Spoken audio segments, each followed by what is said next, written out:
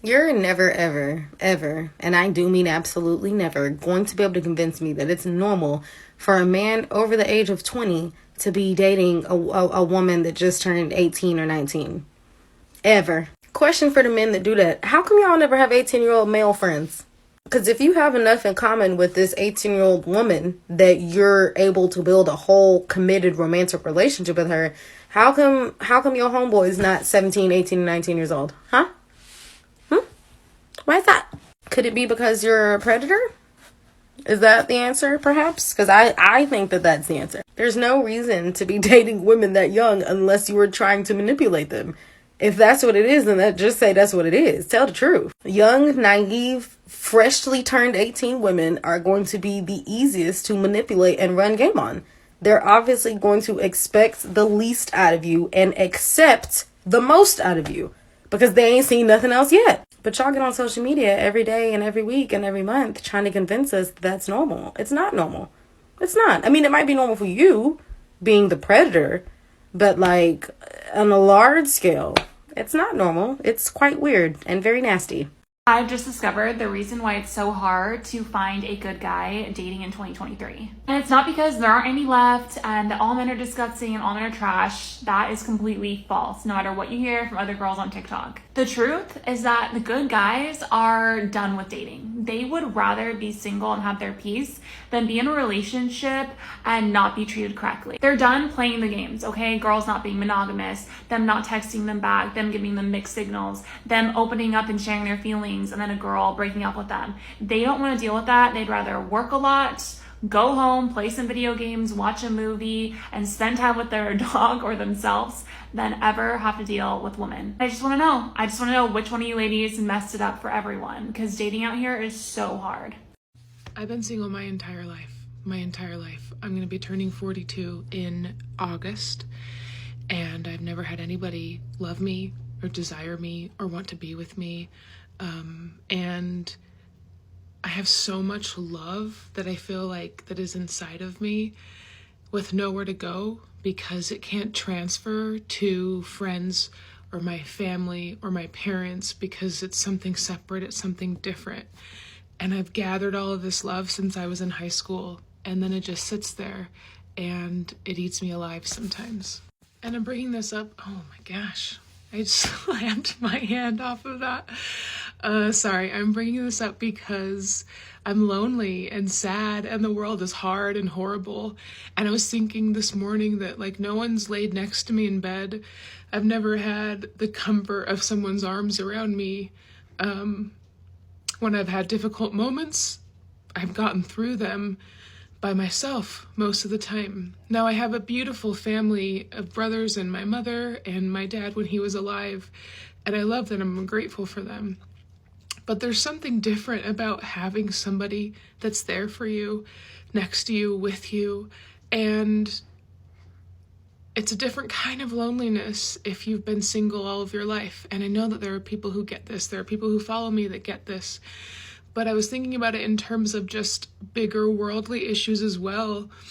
The fear of the world and the difficulties that we are seeing. And again, this is minuscule on the level of what some people are facing. But it doesn't mean that it's nothing. And I have to figure out how to deal with these feelings. But the idea that like I don't go home and somebody's there to talk with and cook dinner with, and I have a roommate, but we do our own things, we have our own lives, and again, it's not the same.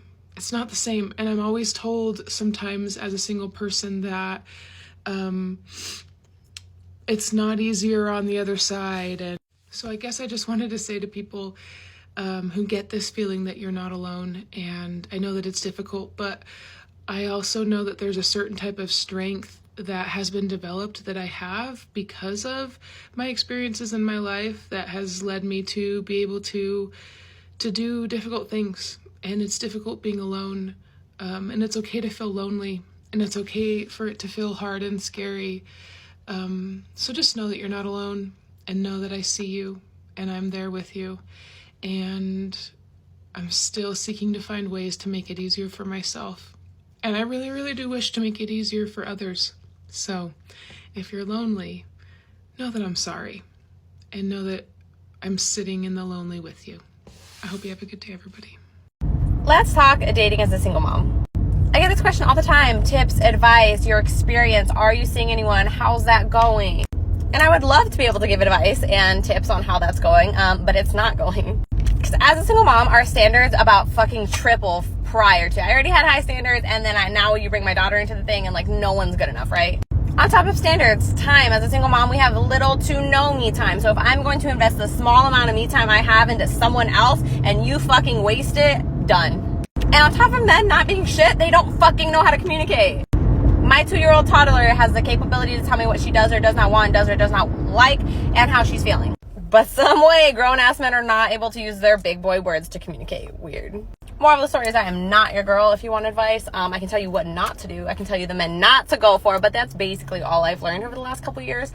So hopefully you have better luck than I do. If the man you're talking to or dating doesn't do these things, you need to get rid of him. If the guy you're talking to, especially for a few months, or the guy you're dating doesn't buy you flowers for no reason, get rid of him. But to that, if the guy you're talking to or dating only buys you flowers when he does something wrong or he makes you upset, get rid of him. If he's hesitant or standoffish about bringing you around his friends or family, he's gotta go. And to that, if he doesn't get along with your friends or family, he's definitely gotta go. If he's not opening the door and holding it open for you or anyone else walking in after him, goodbye. If he is not defending you and your name in front of anyone and everyone, friends, family, President of the United States, I don't care, sayonara. If he's not going out of his way to make you feel special or appreciated, bye. If he can't be a grown man and apologize or admit to his mistakes when he's done something wrong, you've been with him for too long and we should not even be having this discussion right now. I feel like this would just be common sense when it comes to respect and a relationship. If the man you're dating or the guy you're talking to cannot and does not unfriend any woman that makes you feel uncomfortable for a reason, you have to have a good reason, obviously, but if you have a good reason and he will not unfriend her, 1, it's a big red flag. 2, sayonara. Sayonara times 10. Careful of the man with no ambition. There was a time in my life that I was talking to a guy who had no plan. He had no 5-year plan, 2-year plan, 3-year plan. And when we would have conversations, I would ask him, what are your aspirations? What are your life plans? Every time I asked, it would cause arguments. And I used to think, why is he so mad at me? And then I realized it's not the fact that I'm asking these questions, it's the fact that he didn't have answers to them. It triggered him. And back then, because I so desperately wanted him to feel whole, I started to neglect myself to make it happen. I invested so much time, money, and energy into him. I started to neglect myself so that he didn't feel emasculated. And for obvious reasons, things did not last between us. And the one thing I learned was always be with somebody who has a plan. They may not have it together now, but make sure that they're doing everything in their power to get it together. Because if that's not happening, you are going to start mothering him. You are going to start babying him. You are going to start excusing and enabling his behaviors, and then you're going to start feeling mentally and emotionally drained. Never stop being less of who you are because somebody else is going to be intimidated by that. And never feel bad for it either. Take it from me. I was the fool, so you don't have to be.